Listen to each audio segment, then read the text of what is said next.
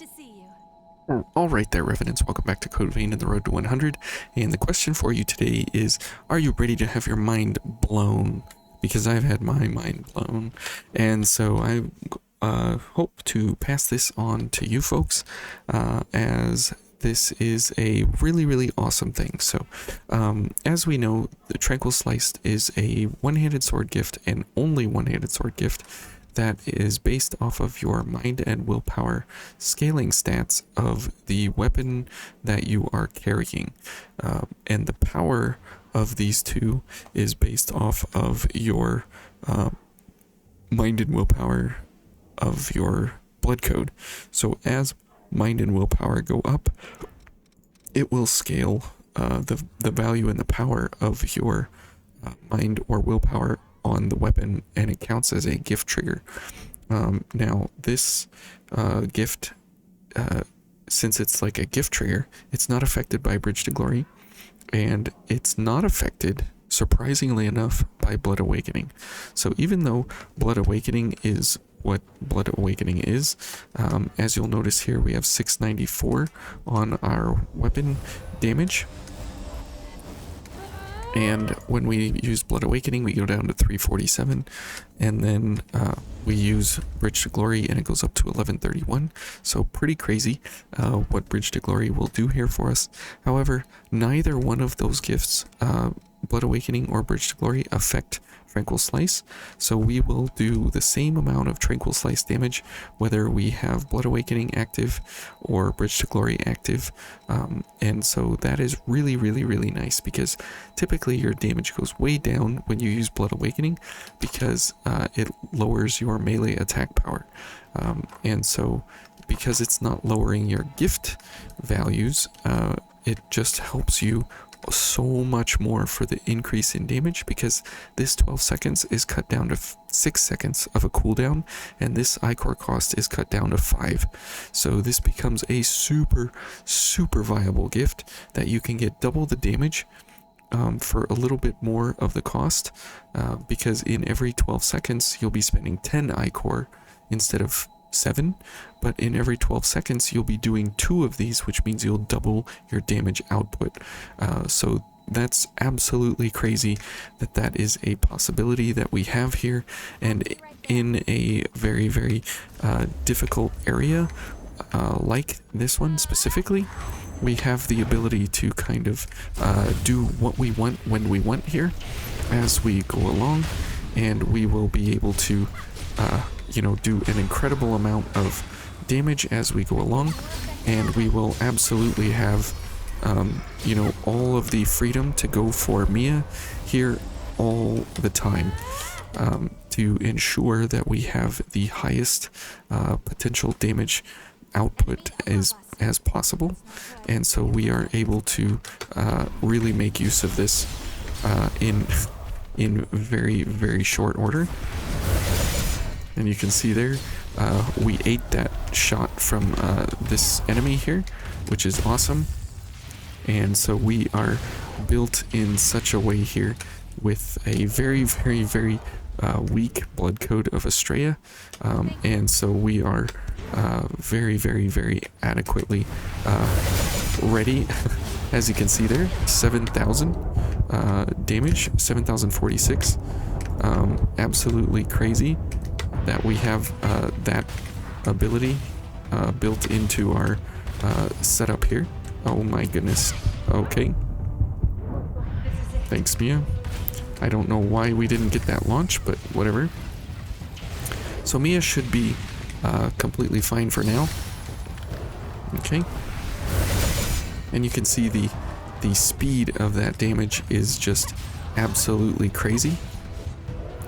And we are able to do really great great things with this setup, just because of the fact that we're able to go for Mia here along the way with Blood Awakening. You can choose either Mia, white or regular, and either one will do you fine getting through here. So it's good to keep Mia alive with Guardian Aid here as much as you possibly can, just because she really does have a difficulty with surviving. So it's really great that we're able to give her freely the ability here to survive, and have a huge amount of survivability just because of having Guardian Aid. So Astrea is not typically one of those blood codes that you think of as a monstrous powerhouse of death and destruction, but it is absolutely crazy how far you can take this blood code and what you can do with it. It is very impressive. Okay, so as she drops down, so as you can see here, with Tranquil Slice, with an ice weapon, and going against these enemies here, we are very capable to be buffed out here and ready to go.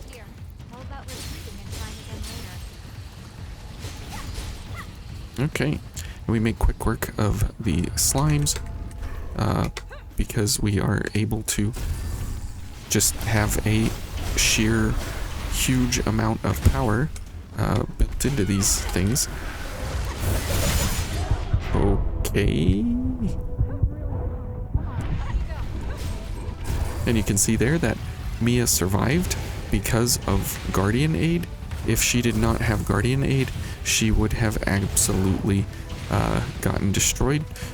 I'm glad we kind of got to see that, because we're able, we were able to make really good use of, that Guardian Aid to save us before we bit the dust. So really good stuff there. Now, the cool thing is that we are using our weapon and the weapon gift more often than we normally would, just because of the fact that we are able to constantly destroy these enemies with this kind of a setup here, and we're able to, make super good use out of all of our setups here that we have. Ouch. Ouch. I know. Oh boy, there they all go. Okay, Mia, why don't you take some Guardian Aid? And Guardian Aid is absolutely crazy for how useful it is when you are playing with some kind of co-op entity.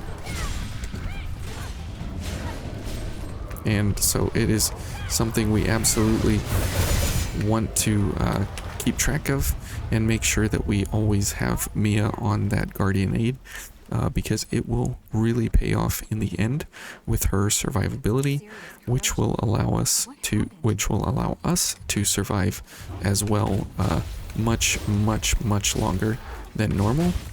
Okay, no backstab, that is fine. There's some backstab.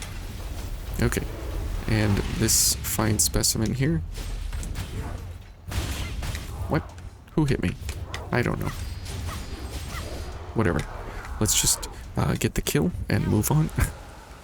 So you'll see here in the invasion that we will have kind of some difficulty, obviously, because we are not going to have, like super high damage, or we will not have like super survivability either.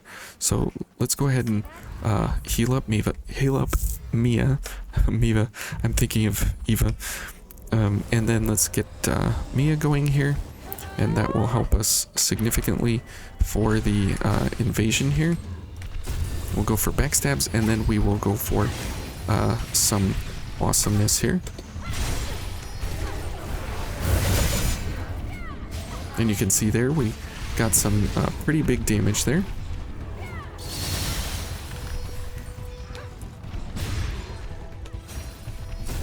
Okay, and Mia should be doing okay over there, all things considered.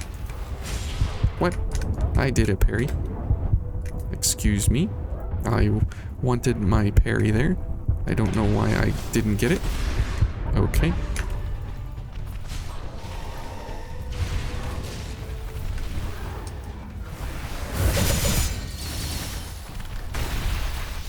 What? His dead body like got in the way or something?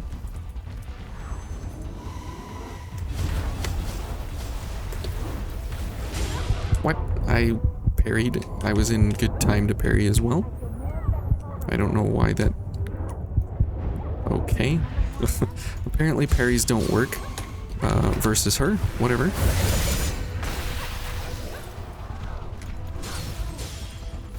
Whoops. Okay, Mia is out of health here.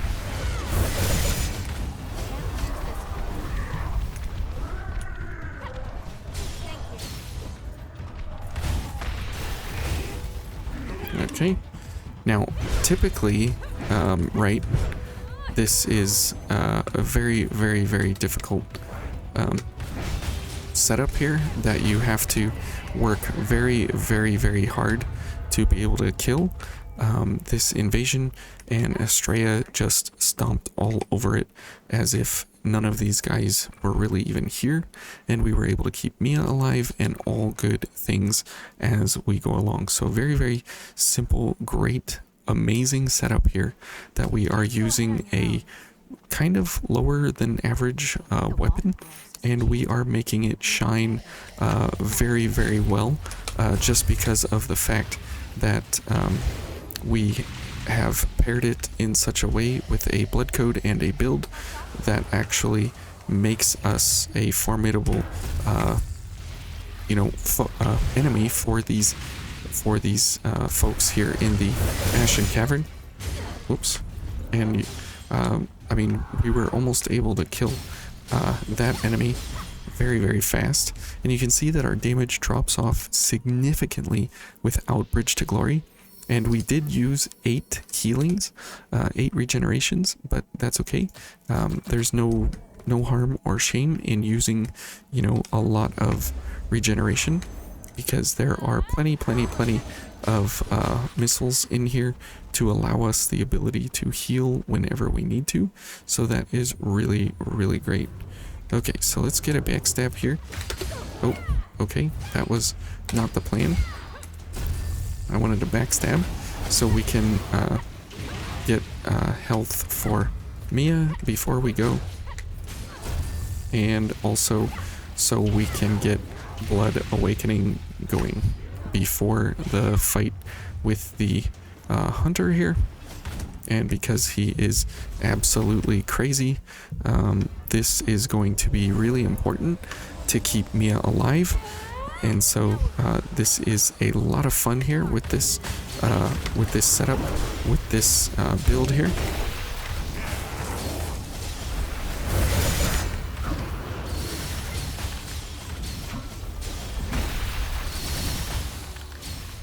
Okay, so you can see there that we absolutely obliterated that portion of his health, and then he obliterated my portion of health.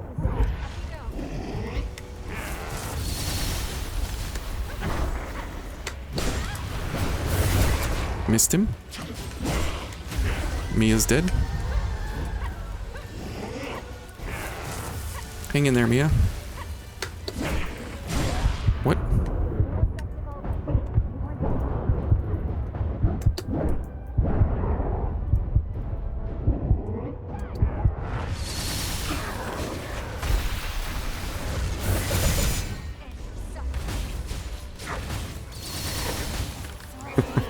Okay, so just absolutely decimated. I mean, he destroyed my health bar, and then I destroyed his health bar, and we were able to kind of go toe-to-toe with him in phase 2.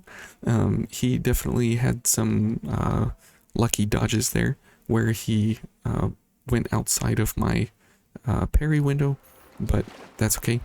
And you can see that the value of Guardian Aid is really, really, really good. So even though Astrea is on the very, very low end here of letters on the stat divi table here on the distribution, that's what I want to say, how the letters are divvied out to the different stats, you can still make this blood code really, really viable, even amongst really, really tough enemies, and how things are built and operate together. And you can make exceptionally crazy use out of Blood Awakening, as this only costs 2 ichor, this only costs 2 ichor, this has a 1-second cooldown, this costs 5 ichor, so that's only 9 ichor for these 3 gifts here, with a cooldown maximum of 6 seconds. So absolutely crazy here that we can have those abilities built in with such a crazy, crazy, crazy light value here of 1568, and it doesn't matter which one you choose, fortified or intensified. So we go for the fortified for more more defenses here, so that is always a better option, as well as more balance. So if you're looking for a fun way to make Astrea viable, come to the Ashen Cavern and run this build, and you'll have a really, really good time, especially if you bring regular Mia with you. Now, the reason we bring regular Mia is because she has blood-sucking blades that she gives to us, which is a free gift that we don't have to plan for, and so we get even more ichor recovery out of our ice blood. So anyways, hopefully you guys enjoyed this episode here, as the Ice Queen has graced her presence yet again in the Ashen Cavern with a crazy, crazy overpowered setup from a really low tier blood code. So if you have Astrea and you're looking for ways to outfit it to actually be useful, look no further than this kind of setup. So we'll talk to you guys later. Have a good one.